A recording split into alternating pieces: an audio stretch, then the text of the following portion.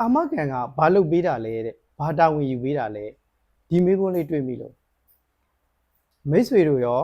အာမခံထားတော့မယ်လို့ဆိုရင်ဘယ်လို expectation တွေဘယ်လိုမျိုးတာဝန်ယူပေးမယ်လို့မျှော်လင့်ဘူးလဲဒီမေးခွန်းလေးကအရန်ကိုရိုးရှင်းတယ်ပြီးတော့ powerful ဖြစ်တယ်လို့ပြောလို့ရတယ်ပေါ့နော်အခုဆိုရင်ကျွန်တော်တို့အာမခံတွေထားကြတယ်အမျိုးမျိုးသောဆွဲဆောင်တယ်အမျိုးမျိုးသောမျှော်လင့်ချက်တွေနဲ့အာမခံထားကြတယ်တကယ်ရောအာမခံကုမ္ပဏီတွေက claim ဖြစ်တဲ့အချိန်မှာအဲ့လိုမျိုးခံစားမှုမျိုးပေးလားအဲ့လိုမျိုး service မျိုးပေးလားကျွန်တော်တို့ပုဂ္ဂလိကအာမခံတွေစဖွင့်ခါစားတုန်းကဆိုရင်အာမခံဆိုရင်ခေါင်းအေးရတယ်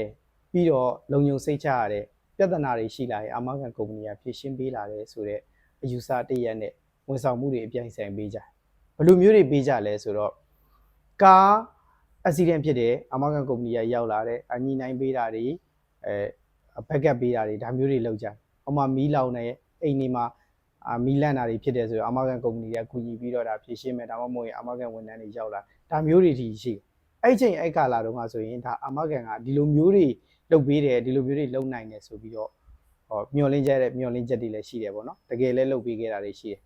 ဒါပေမဲ့ဒီဘက်ခေတ်ကိုရောက်လာတဲ့အချိန်မှာအာမခံကလည်းသူတာဝန်ယူရမယ့်အပိုင်းသူလုပ်ရမယ့်အပိုင်းတွေပဲလုပ်ပေးပါအဲ့ဒါဘာလဲဆိုတော့သူကပျက်စီးဆုံးရှုံးမှုဖြစ်လာရင်သူပျက်စီးဆုံးရှုံးမှုကိုတာဝန်ယူပေးပါတယ်ကျန်တဲ့အပိုင်းတွေကိုသူကသိပြီးတော့မလုပ်ပြီးတော့ဘူးဒီလိုပဲပျက်စီးဆုံးရှုံးတဲ့ပမာဏက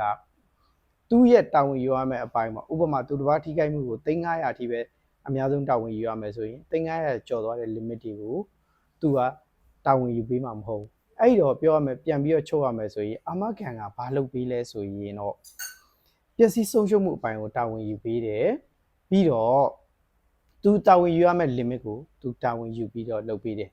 ဒါပေမဲ့ကျန်တဲ့ဟာတွေကတော့ဝန်ဆောင်မှုပဲဖြစ်တယ်စားပိတ်ပဲဖြစ်တဲ့အတွက်တိတ်ပြီးတော့ညှော်လင်းလို့မရပါဘူးကျေးဇူးတင်ပါတယ်